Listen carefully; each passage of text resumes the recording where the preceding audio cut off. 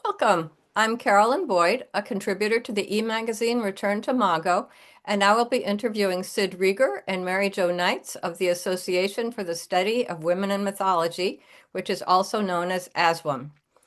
The interview is part of an effort by Return to Mago e-magazine to introduce sister organizations under the banner of the Nine Sisters Network as a way of consolidating matriversal feminism and making all of our works more visible. So first, let's introduce Sid and Mary Jo. Sid Rieger received her doctorate in adult education from Indiana University. She's an artist, educator, and independent scholar whose passions are prehistoric arts, matrifocal cultures, mythology, and animal mysteries. Now semi-retired, she still teaches widely, relating these topics to women's spiritual journeys. She's co-founder with the late Patricia Monahan of the Association for the Study of Women and Mythology and currently serves as president.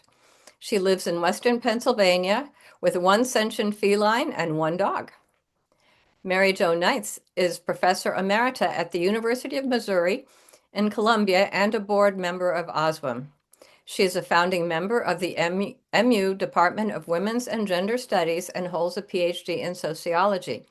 She taught feminist theories and methodologies to graduate and undergraduate students. She studies religious practices and experiences in a variety of settings, primarily in the U.S. She serves as the United States representative of the Governing Council of the International Society for the Sociology of Religion. She lives with two young cats in beautiful Boone County, just a few miles from the Missouri River, and she celebrates native plants inside and outside of her gardens. So let's get to some of the questions. So probably the most basic thing that we want people to know is, what is ASWM's overall mission? I think we'll both speak to this because there's always two ways to look at things, and um, ASWM was founded to bring the notion of the sacred feminine back into academia in its many forms. And I say in its many forms because we have two threads that got us started. One was a strictly academic, that was Patricia's contribution. And I'm the one who wanted to just have that wild-eyed conversation where all of the women who are doing women's spirituality work and are doing work to change the paradigm had a chance to talk about something besides what is it that you do. So we also wanted to have conversations that were peer-to-peer, letting us go deep, letting us learn from each other, and building and advancing the field. So that's what ASWM does, in short. And we foster in any way that we can the study of goddesses, strong women, girls, um, and mythology for us takes two turns, one of which is mythology is, of course, the way to describe sacred stories, and every culture has its sacred stories. But the other way is that myths are sometimes used against women and girls. And we figure that as feminists, it's our job as much to dispel those myths as it is to foster the others. Mary Jo? Yeah. Uh, well, I think Sid and I are sorry that Pat can't be here to speak for herself, but I'm going to say a little bit about her. Um, Pat was a poet, and so she had that art component, but she also worked as a researcher and a reporter and did early research on uh, goddesses and heroines. Um, and she lived in Alaska, which um, meant that she was very good at maintaining connections and reaching out and building her network that would keep her connected to what was happening with the feminist movement outside of Alaska. So she didn't start out as an academic. That wasn't her beginning. And she had an MFA from the University of Minnesota. So she was very much kind of in the arts and in the public, and then she moved towards academia, and her experience was that um, there was her work was not viewed as legitimate. And the work on goddesses and work on women in mythology and actually feminist work was not scoring her any points. And later on she went back and she did get her PhD at kind of an alternative institution, and she entered the academia and eventually ended up as as a professor.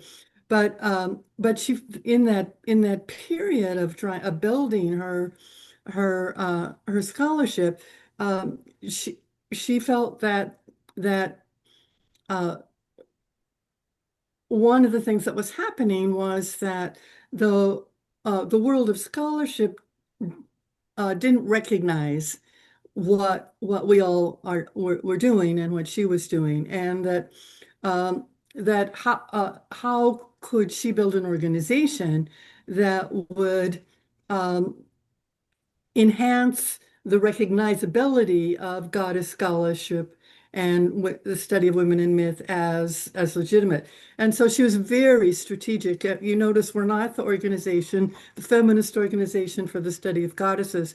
And that was very intentional on her part to kind of choose this neutral language and then to set up this organization where important work would happen, the sharing of scholarship, mentoring, helping new scholars publish, but also that would look like an academic organization. It would just have its own publications. Have it would give out awards, the best book award, the best dissertation award. So, so I think that her strategy of how is it that we could be perceived among other researchers who are not necessarily uh, with the program, how is it that we could create an organization which would enhance the way that we're perceived and recognized for the valuable and important work that is being done. Great. Yeah, and just quickly to pick up on it, my half of this came from a whole different perspective. I was in graduate school in Bloomington, Indiana, and I also took on the job of helping to coordinate the National Women's Music Festival. And they had a series of workshops. I said, I'll manage the workshops if you know that I'm going to have goddess scholarship in the workshops for this festival. And they nodded and said, yes, go right ahead. So we used to meet after the festivals were over. I had friends who had kind of a retreat out in the woods, a beautiful place, that the keynote speakers for the women's spirituality workshops would come out and spend a few days before they went home. And that was the time that I got hooked on the great conversation. The conversation where you can sit down with Vicki Noble and nobody has to run right out and give a workshop, but we're both sitting there thinking through what we want to do next and talking about our goals and talking about the ethics of what we do and talking about development coming for the women afterwards. So all of those conversations were happening, and that's the piece that I brought when I met Pat. And she and I kind of we actually had a situation where she was giving a workshop and we were sitting around talking at the end of it, and I said, wait a minute, this conversation is too good. We can't all get back on the plane and go home. What are we going to do? And one of the women in the group started a listserv, which did well for us for a number of years. And we had a one-day meeting every year to just bring in women who wanted to talk about what they were doing. And then one day, Pat just tapped me on the shoulder and said, nope, it's time for the nonprofit. You're going to be the president, and I'm going to be the vice president. And we're going to call it the Association for the Study of Women in Mythology because they're going to give our people money from the academic institutions to come to our conferences. So that's the reason we set it up the way we did. And I tell everyone that with that name, we do tend to fly under the radar sometimes. Great.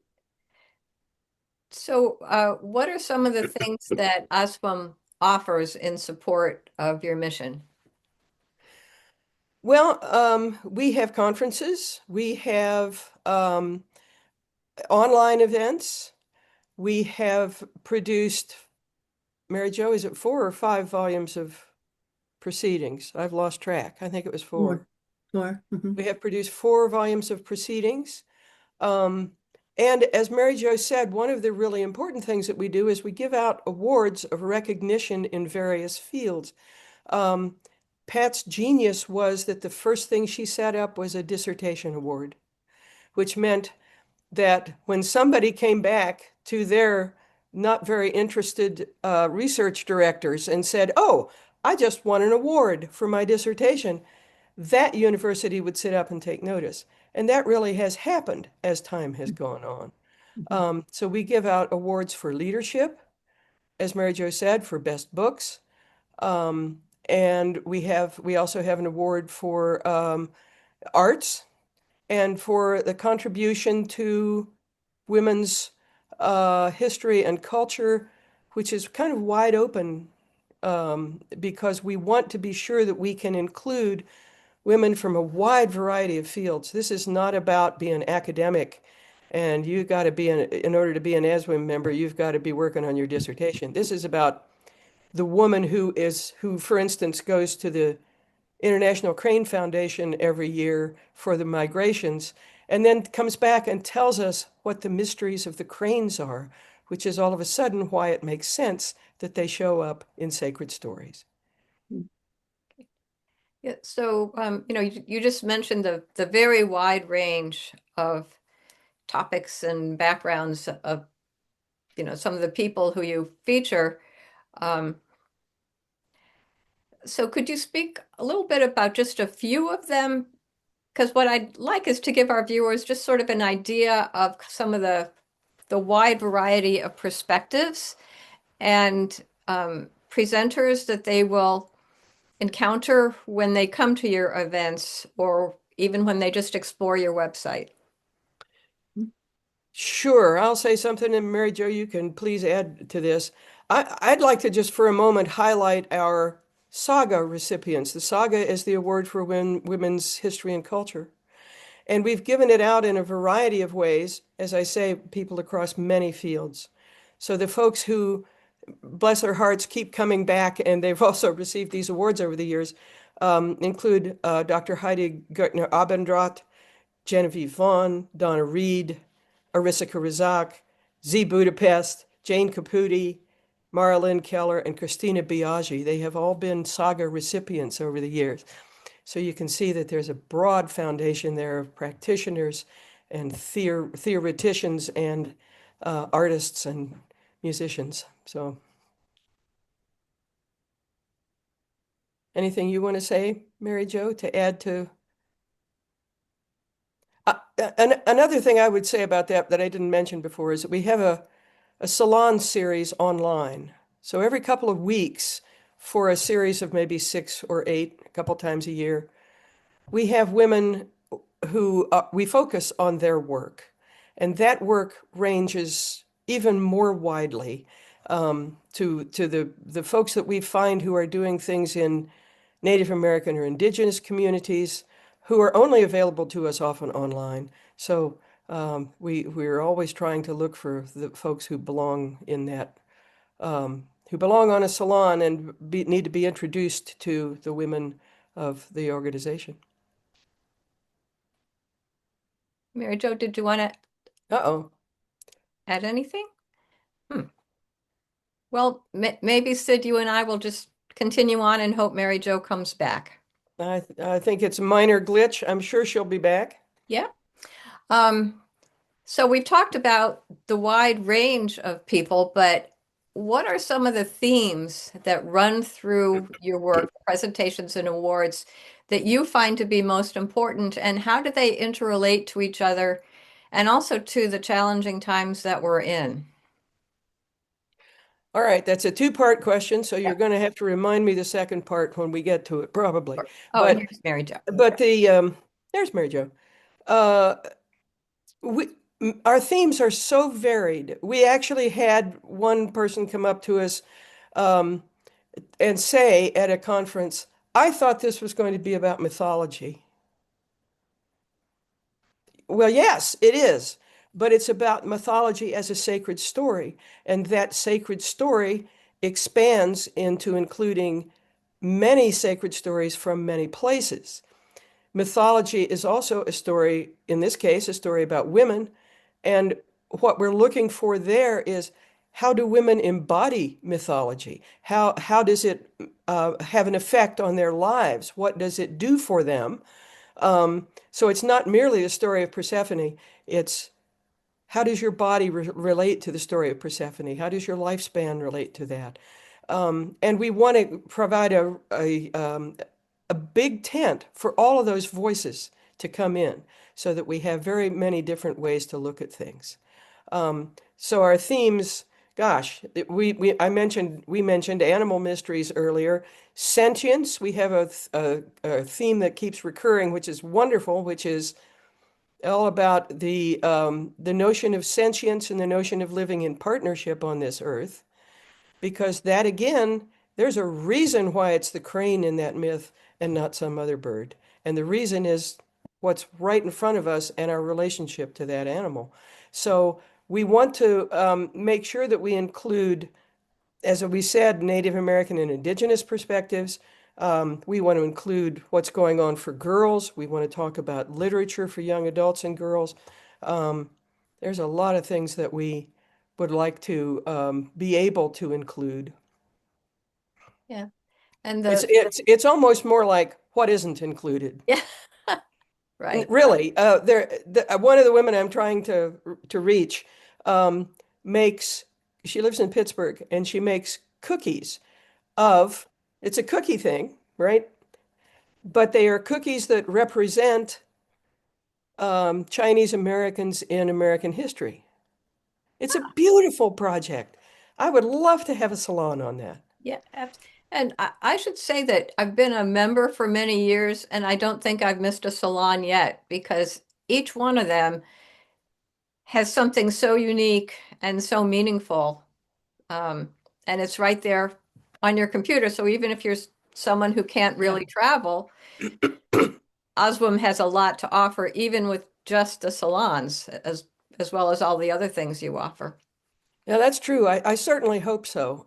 That's why we're always on the lookout to see who's doing that wonderful, wild, Yeah. interesting thing out there. Yeah. One of the ones that I loved recently was that we had the representative from the Girl Museum Yes. who came in and talked about that great project. And anybody who wants to go to our website can learn more about that salon and about her project. But it puts the telling of girls' stories in the hands of girls worldwide, and it's great. Yeah. Super. So you've already talked about how ASWM was founded, but I'm wondering if there's anything else you'd like to say, but also if you'd like to talk about how ASWM has sort of grown and changed over time in response to world events or just the maturation of the women's spirituality movement. I have one answer to that, and I'm sure Mary Jo has another. But as an example, what I want to say is that very early on, we had a young woman put a graduate student paper in, and we are very much open to working with graduate students. And she submitted a paper about a Native American myth. She herself was not Native American, and it was just one of those superficial, cringy things. And she was in grad school, and it shouldn't have happened to her, but it did. And it's because that is not a high priority for even some of her mentors and professors. So we set up a mentor to work with her. Pardon me. And she turned out to have a beautiful paper, understood the difference, which makes all the difference to us.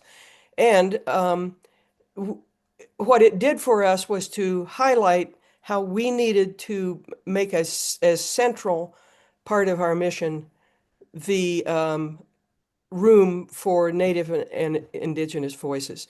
That, whoa, we know we're not in a position to know how to handle this. Let's find the folks who can. So she had a Native American mentor who guided her to a much better paper, and we learned a lot. So that's an example of one way that we've expanded our mission. Great. Mary Jo? Well, one of the ways that we've expanded our mission more recently is the impact of COVID. Uh, since we couldn't meet in person, uh, and since people were at home and wanting things, um, we developed a salon program. And so, um, golly, Sid, how many salons have we had now? 95 will be the next one. 95. So it's about 30 a year that we do. So it's a wonderful opportunity to bring in people who might not travel to a conference, for example, or we've also had it increases our ability to bring in people from outside of North America and to bring in both very established people, but also new scholars or people who are new to our world and our readers and our audience. And so we have it's about a 40-minute talk, and then about 20 minutes, maybe 15 of discussion. And the topics have been ancient North American stories and also, things from classical Greece and a wonderful piece by an African American historian who was writing uh, about um, Harriet Tubman. the Harriet Tubman and her leadership and some very interesting research techniques. This woman went through the swamps in this one area to see what would be the most likely way that they would have conducted this exodus. It's really it's been really fabulous in terms of increasing the range and the audience, and it's also allowed a kind of a continuous possibility of participation rather than our Yeah. conferences are every other year, and so that created quite a gap, especially in the year when there was no conference.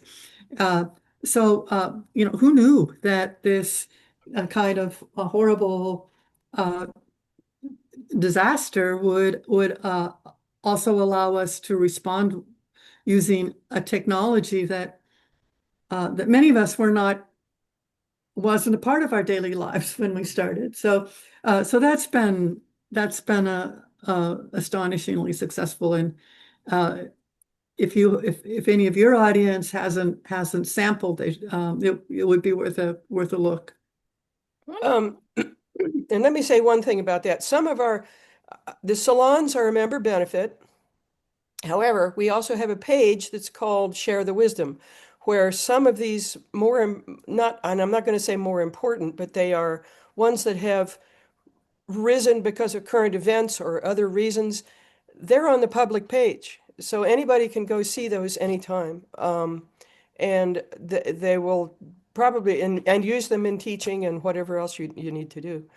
The other thing I was going to say about the change that has come about for us is that this year we're kind of flipping our script on its head to do this online event because it's a one-day online symposium, and rather than have a keynote followed by panels, which is usually what we do in our conferences, we're having the panels first and a respondent. The respondent is Dr. Apila Colorado. And so we're going to run all of the information that has come from these three invited panels through the lens of indigenous sciences and indigenous wisdom. So that's really different for us, and I think it's going to provide an opportunity for more dialogue and for us to get more inspiration.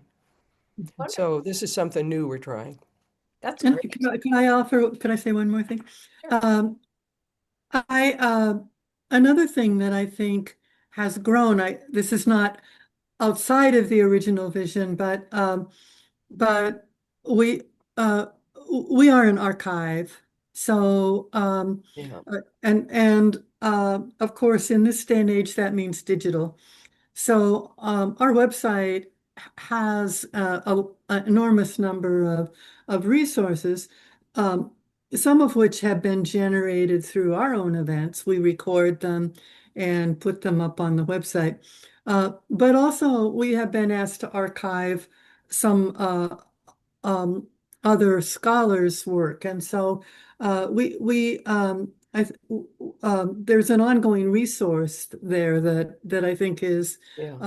is going to be increasingly important. Right. We're always very much concerned that women's work is so often ephemeral. And even to the best of our knowledge, and we do the best we can, but it's often a one-woman operation. And so we don't want to see any of this good information lost. And one of the folks that we were able to do that for is Mary Kelly, who did the wonderful work on textiles and goddess symbolism in Europe. So that's available on our website too. Wonderful.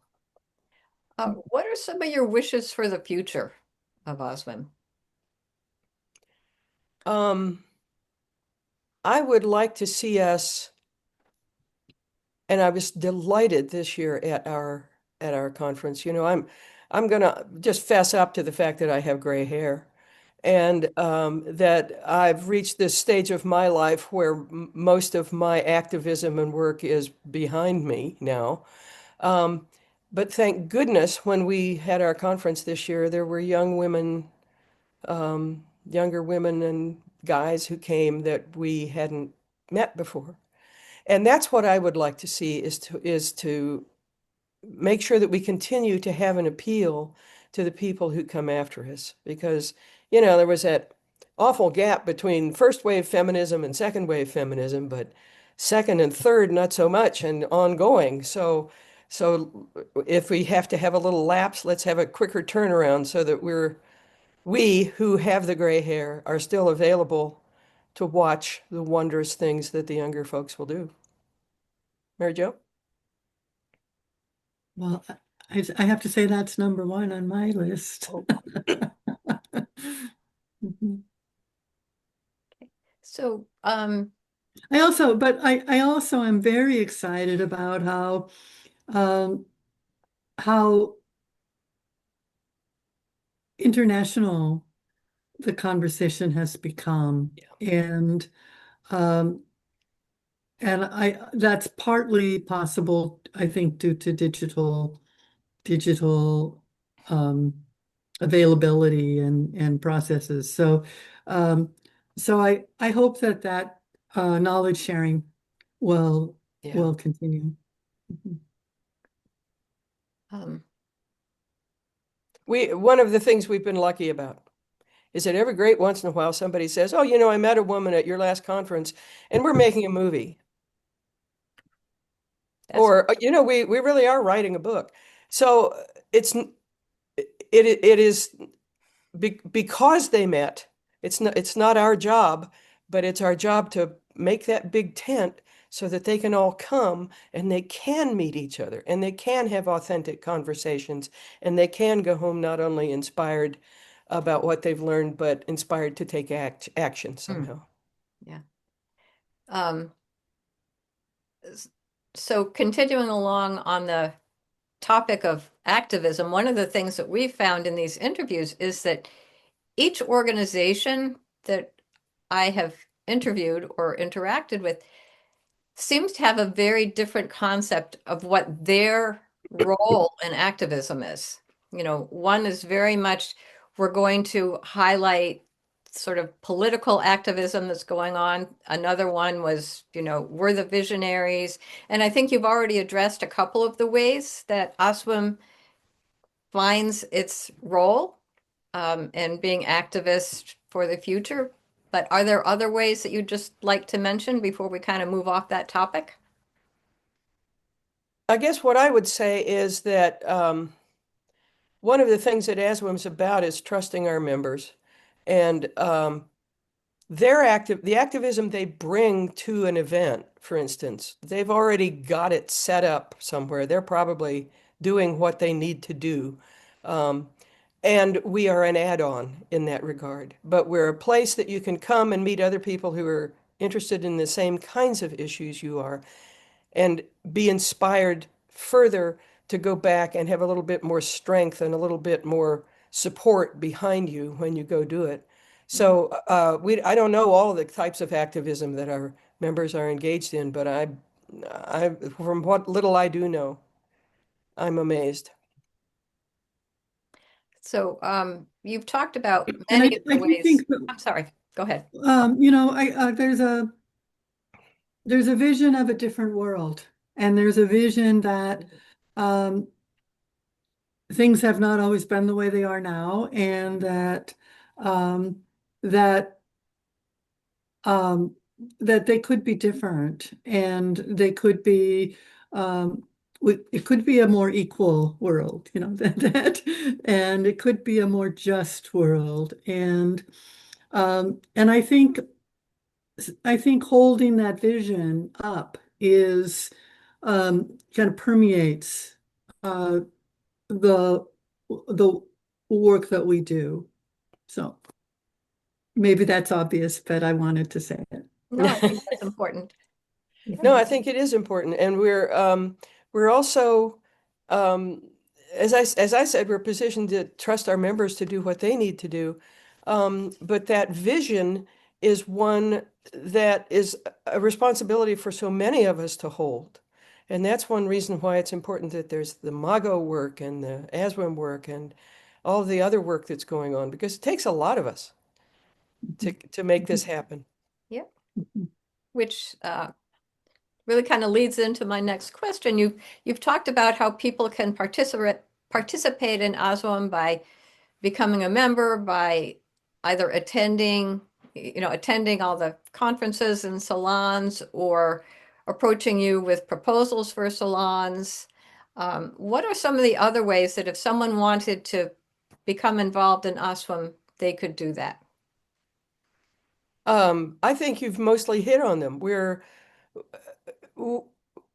love to be in relationship face to face when we can, but that's only going to happen probably every couple of years. Because one of the things we learned early on is not to overextend ourselves. Mhm. If we're going to keep doing a good job, we have to be careful about how much we promise that we will do. Um, so I would say all of those things are possible, and we're open to other options. When we first started, we thought about maybe having regional groups that might want to meet together. We thought about having opportunities for things like art exhibits and to get the arts more involved, because we have a commitment to the arts, because you really can't hold that vision Mhm. without incorporating all of the ways that women embody that vision. Mary Jo, did you want to add anything?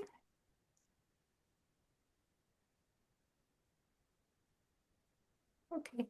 Well, I,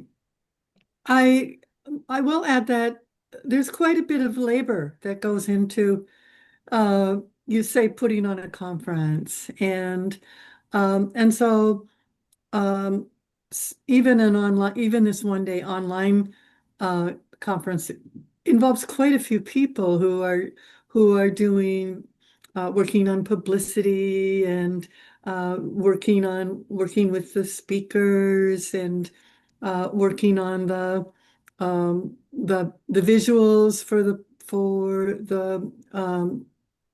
program, and so we do need helpers. And there are things that we are delighted to have people involved in. So if you do want to be involved, um, um, let's talk. Let's talk. We put out a newsletter every couple of weeks, usually not more than twice a month when we're doing a salon series. But there's always something on there about contact us at membership or at events, and we'll respond. Great. So actually, my next question was going to be, how can people contact you? Is it by the best thing to go to the website, or what's the best way to contact? Yeah, the best thing is probably go to the website. Um, and I would go to events at womenandmyth.org. That's probably a good place to start. Mary Jo, did you want to add anything? No, I don't think so. Okay. Um, so as you know, Return to Mago is trying to create this Nine Sisters network just so everyone maintains their own unique identity, but finding ways to connect and collaborate and share information. Are there ways that you can think of that you would like the Nine Sisters networks to assist you in some of those ways? Mary Jo, I'll let you start. I'll think about it for a minute. Oh, well, it would be great if they would publicize our events, or that would be good. Okay. And yes, and I've been thinking about this year because we are doing this thing online, and we're kind of bumping up against not head to head against, but against an event, an international event. And that's an in-person event, so the chances were that we weren't going to have the same audience anyway, but it always makes me think about the calendar. Wouldn't it be nice to have a big calendar someplace so that we didn't go, oh my gosh, we just scheduled opposite something that Mago is doing. We didn't want to do that. Um, and I know it's not possible to have it happen that way all the time, but it's we are kind of stuck in this time-space continuum with regards to events like that. And our psychic skills are terrific, but they're not always that good.